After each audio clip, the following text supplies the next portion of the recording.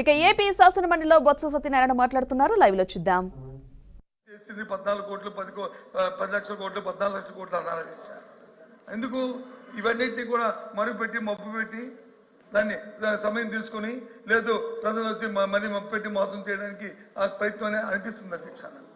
ఎందుకంటే ఒకసారి 14, ఒకసారి 10, ఒకసారి 9 అలాగే నిన్నటికి వచ్చి అయితే మరి ముఖ్యమంత్రి గారు ఇంకో సభలో మాట్లాడుతామని నేను పత్రికలో చూశాను అధ్యక్ష, టీవీలో చూశాను. 9 లక్షల అండ్ సంథింగ్కి ఆయన వచ్చి ఫైనల్గా కంక్లూజన్ ఇదని చెప్పి వచ్చారు అధ్యక్ష. మరి మా తాలూకా మా ఆర్థిక మంత్రి గారు అయితే పెట్టిన దాంట్లో వచ్చి అది లేదు అధ్యక్ష. 6 లక్షల చెరుక్కి ఆయన వచ్చి బడ్జెట్లో ఆయన చూపెట్టారు అధ్యక్ష ఈ పుస్తకంలో.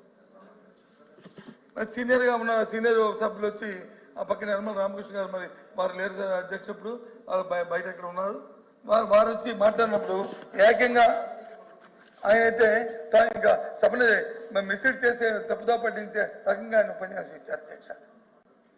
ఆయన చెప్తారు అధ్యక్ష, వెయిట్స్ అండ్ మీట్స్ అంటారు, లేదా పబ్లిక్ బారోయింగ్ లో వచ్చి లోన్స్ తీసుకొచ్చారంటారు, ఇవన్నీ కలిస్తే 2 లక్షలు అయిందంటారు. ఇదని నేను మరి ఆయన చెప్పిందే కరెక్ట్ అయితే మరి ఈ బడ్జెట్ ప్రవేశపెట్టిన ఆర్థిక మంత్రి గారు తప్పు కదా అధ్యక్ష. ఆయనది రైట్ అయితే ఓకే, ఆయన సీనియర్ ఆర్థిక మంత్రి చేశారు, స్పీకర్ గారు చేశారు, అలాగే ప్రైమ్ చేశారు, ఓకే అధ్యక్ష. ఆయన నో ఆయన సభలో మాట్లాడారు. నేను కాదు సభలో సారీ బయట మాట్లాడింది ఏది మాట్లాడలేదు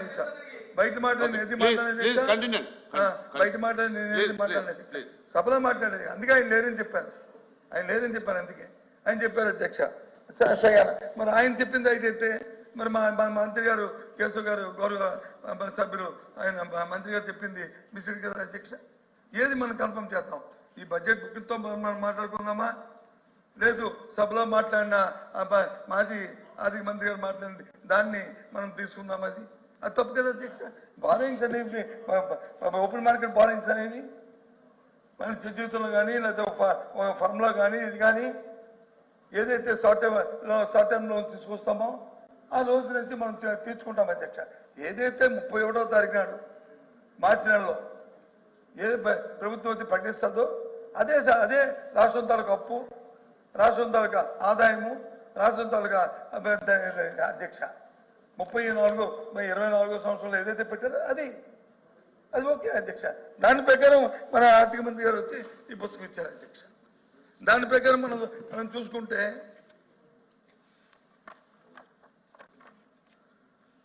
ఆయన చూపెట్టిన అప్పులు వచ్చి 6,46,000 కోట్ల 531 చూపెట్టారు అధ్యక్ష. ఏది ఇది 6,40,000 ఇంక్లూడింగ్ ఏదైతే కార్పొరేషన్ గవర్నమెంట్ గ్యారంటీ ఇచ్చిందో కార్పొరేషన్ అప్పుతో కలిపి చూపెట్టారు అధ్యక్ష. కానీ ఒక విషయం అధ్యక్ష, మరి ఎంత పెద్దలు మనం తెలిసిన వాళ్ళు ఎఫ్ఆర్బిఎం ఉంటుంది. ఎఫ్ఆర్బిఎంకి దాటి అధికంగా అప్పులు చేయ అవకాశం ఏ రాష్ట్రానికి ఉంది అధ్యక్ష? మన భారత రాజ్యాంగంలో ఏ రాష్ట్రం అయితే ఎలా చేస్తుంది అధ్యక్ష? చేతి కదా అధ్యక్ష, మనకు తెలుసు కదా అధ్యక్ష. గత ప్రభుత్వంలో ఉన్న అప్పుల్లో మాకున్న ఏదైతే ఉందో 86% మాత్రమే. ఎక్కడ ఎఫ్ఆర్బిఎం క్రాస్ చేయాలి అధ్యక్ష? ఏదైనా ఒక నిమిషం క్రాస్ చేసే పరిస్థితి వచ్చిన వెంటనే బారోయింగ్ పబ్లిక్ మార్కెట్లో బారోయింగ్ చేసి ఓపెన్ అంటే దాన్ని మళ్ళీ స్ట్రీమ్లైట్ చేసుకుని మళ్ళీ లైన్లోకి వచ్చాం అధ్యక్ష. అది వాస్తవం. అది అంతేగాని ప్రభుత్వం మీద వచ్చి మనం బురద చల్లాలి అది చేయాలి అనేది కాదు కదా అధ్యక్ష. నేను అడుగుతుంది సూటిగా, మీ ద్వారా ఆర్థిక మంత్రి గారిని సభలో ఉన్నారు కాబట్టి అడుగుతుంది. మీరు సూపర్ సిక్స్ ఇచ్చారు, సూపర్ సిక్స్ సంబంధించి కేటాయింపుల్ని ఈ బడ్జెట్లో ఎక్కడెక్కడ పెట్టారు? మీరు ఇచ్చిన 6 అంశాలని దయచేసి క్లియర్గా ఒక్కొక్కటిగా చెప్పండి. ఏ పేజీలో చూసుకుంటాం ఇప్పుడు చూసుకోకపోతే. నేను రోజు ఒక డిస్కషన్ జరిగింది అధ్యక్ష. మంత్రి గారు దయచేసి సభలో ఉండడం చాలా సంతోషం అధ్యక్ష. పౌర సరఫరా మంత్రి గారు 1,54,00,000 వారి నోటితోనే వారు ప్రకటించారు అధ్యక్ష. 1,54,00,000 మరి సిలిండర్ ఎంత సబ్సిడీ అనేది కూడా వారి నోటితోనే చెప్పారు అధ్యక్ష. 824 రూపాయలు ఎంతో అని చెప్పారు అధ్యక్ష. దాని ప్రకారం 1,54,00,000 రూపాయలకి అయితే 800 రూపాయలు అయితే ఎంత డబ్బు కావాలి అధ్యక్ష? చెప్పండి అధ్యక్ష. 3 సిలిండర్కి అయితే ఎంత కావాలి? కానీ మరి సభలోనే చెప్పారు సంవత్సరానికి 3 సిలిండర్లు, 4 నెలలకి 1 సిలిండర్ చెప్పారు. ఓకే ఫైన్, కాదనలేదు ఫైన్. ఒక సిలిండర్కి 1,50,00,000లో 1 సిలిండర్కి అయితే ఎంత అవుతుంది చెప్పండి అధ్యక్ష? కనీసం 1,200 కోట్ల దగ్గర కావాలి ఒక సిలిండర్కి అయితే. కానీ ప్రభుత్వం చెన్నాలైంది మే నెల నుంచి డిసెంబర్ వరకు, అంటే వచ్చి ఇంకా ఏప్రిల్ వరకు, అంటే సుమారు 10 నెలల కాలం మాట్లాడండి సార్.